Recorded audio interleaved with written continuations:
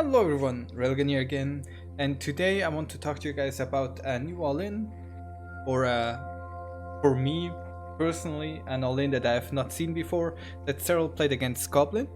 We're first going to have a quick look at the game in which Serral first played the opener. I have the YouTube VOD by ESL open right now in the background, and we're watching it at 2 times speed. The build aims to go for it kind of works the same way as the 19 drone Allin, where we go for 1 Ravager, 6, 7, 8 roaches, and then a speedling flood. The build by Serral, it's a lot faster, and recently we had a Void Ray buff, which means that Protoss can get their Void Rays out faster. We had a shield battery buff, which makes Protoss a lot safer in the early game. Meanwhile, Zerg didn't really receive an early game buff. Like, at best we got nerfed with the creep, 2 more nerf, and the queen range nerf. Now, Serral in this game goes for an attack with 3 roaches and 1 Ravager and a whole lot of lings, and is going to kill Goblin super quickly. So we're just having a quick look at how this is all playing out. 3 minutes 30, Serral knocks on the door, hits the Zealot with Ling, Roach, Ravager, kills everything that Goblin has, and the game is immediately over. Really swift, nice, clean execution. Goblin even saw the 6 links being made, and now I want to show you guys a little bit more in depth how it all plays out in game. So I did I wouldn't say my best to recreate the build, but I tried to play, I tried the build a little bit, like worked around with some timings. And here's how I'm playing it at the moment. So I go for a 16 pool, then I drone up a bit.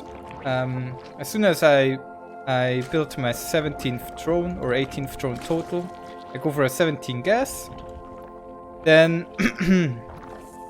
rally 1 drone to the natural, and you start the natural.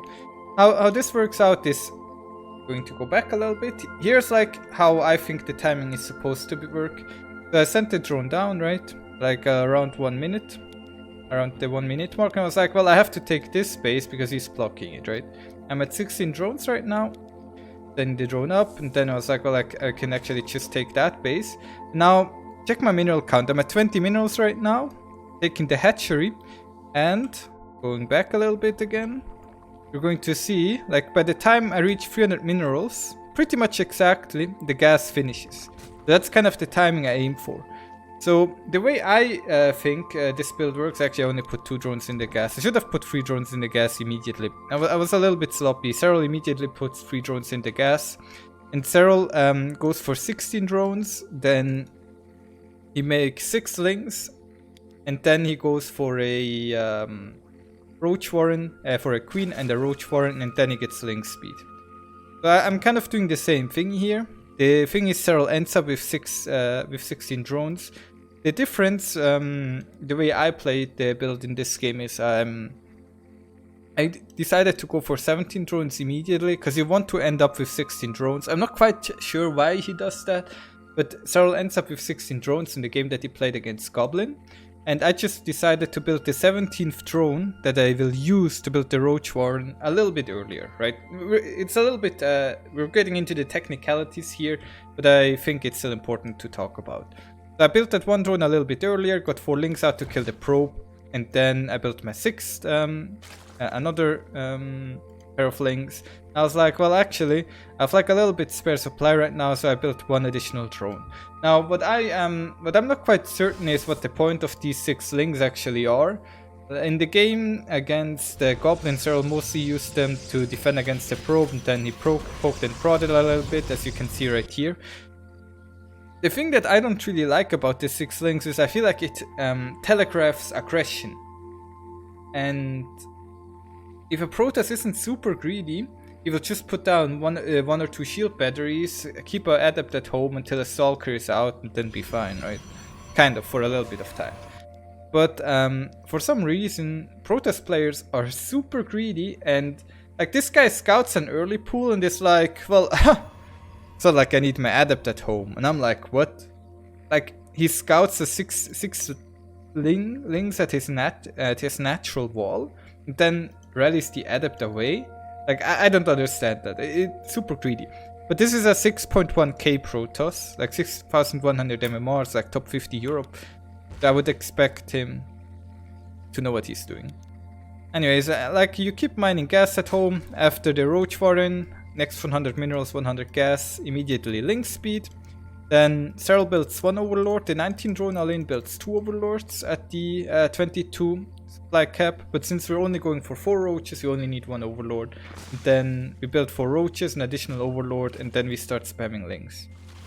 Of course, ideally you build the last Roach at your natural, so it's a little bit faster, right? If you want to min-max here. If you want to min-max with a build like this, you always want to build the units at your natural and not in your main base.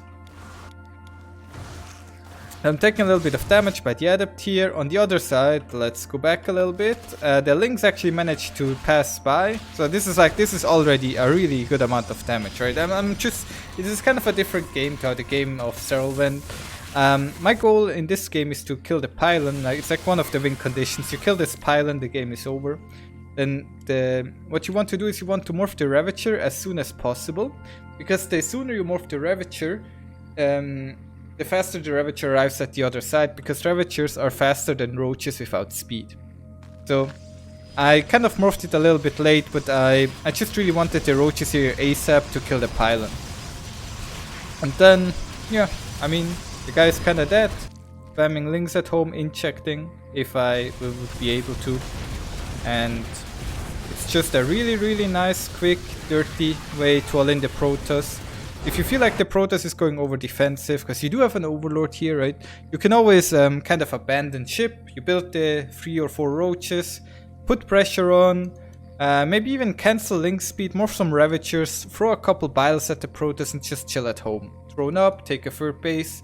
Like, you don't have to commit to the all-in. But if you feel like other Protoss might not be ready, like it was this game, just go all out and kill him. Right? We want to punish the greedy Protoss, they deserve it. Yeah, I feel like it's a very interesting build.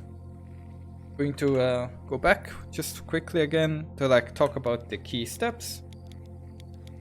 16 pool, 70 as soon as the drone number 17, like as soon as I'm at 17 out of 17 out of 22, sorry.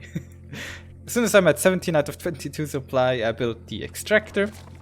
Then I rally a drone down to the natural. Drone goes, plants the hatchery. I would have taken this hatchery if I didn't feel comfortable like that I can take that one.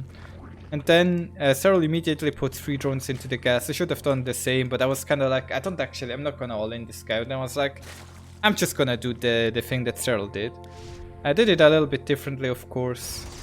And yeah, it's a really nice build.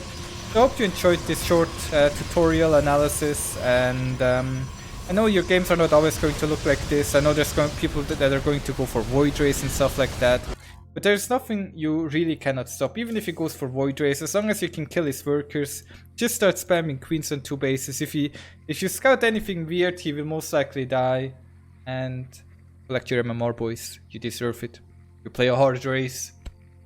Berserk's gotta take back what rightfully belongs to us, even in these hard times where our race.